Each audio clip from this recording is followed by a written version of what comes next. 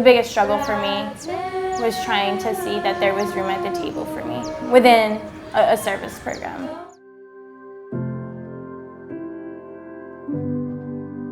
My biggest fear at the beginning was not being sure if who I was and what I carried, my story, would fit well with a program that didn't have as many volunteers that looked like me or that had experience or grown up in places like the ones that I grew up in. It really wasn't until I had left Long Island and started my year of service that I thought about who I was on the outside. My mom, who was white, raised me, and my dad unfortunately passed away when I was 3, who was black.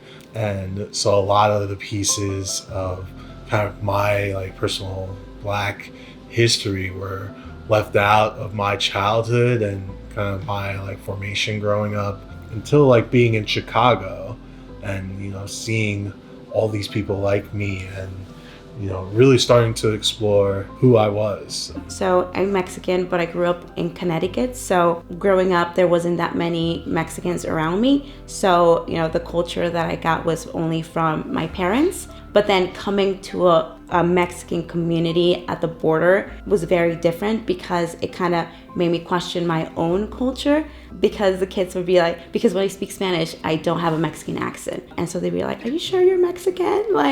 Your accent is weird. At first they were a little, they joked about me being Mexican, but not as Mexican as I wanted to be, but helped me grow in that, taught me all these different things. I was also hoping just to kind of learn more about who the Lakota are and what their traditions are, and in a way also kind of informing my identity as a Chumash Native American, which has also been fantastic, going to sweat and ceremony and celebrating their traditional ways with them, being included into their families and invited over for all kinds of different things has been fantastic. In my experience, knowing Spanish and coming to a Spanish-speaking country, from day one, I was understanding everything that was being said, both the joys and the struggles. The way that language can unite us and be this form of love is something that I'm extremely proud of and so grateful to carry, and that I can share with the rest of my community mates who maybe don't understand every word in Spanish, or with retreatants who come and visit and need me to be that bridge between my neighbors and them.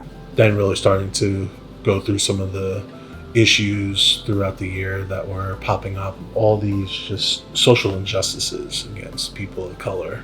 To come home to the community to unpack that and be supportive in unpacking that and being supportive of being educated was so important, and it's something that they did really well. I don't think I could have had nearly the level of conversation and discussion that I had with people who I lived with in community or just served with in general. Relationships really helped me learn about myself more. I think it was the first time that I was around a group of people that had the same values as me for an extended period of time. A lot of the readings I've done on Indian education have said one of the most influential things for the success of Native Americans in the university is just having somebody that they can share their background with, that'll appreciate their background and understand their background. So I think both having my experiences here and then also my own experiences as a Native American will allow me to be that role for students in the future one day. Being a person of color and going into communities of people of color, I think is just so impactful for students and the clients that these agencies serve. Throughout the past 8 months, it has been this wonderful experience of just getting to discover the beautiful parts of community and the way that my community mates and I have grown. And I think more than anything, being able to look at my identity through the faith lens has allowed me to grow in that love and passion to stand up for who I am and for my culture and my traditions and the way that I hope to bring change one day to the communities in which I'm living. I grew up not only in faith, but also in my own culture and my own identity. I don't feel like I was just here for a year, but I feel like I've been here my entire life in that 1 year.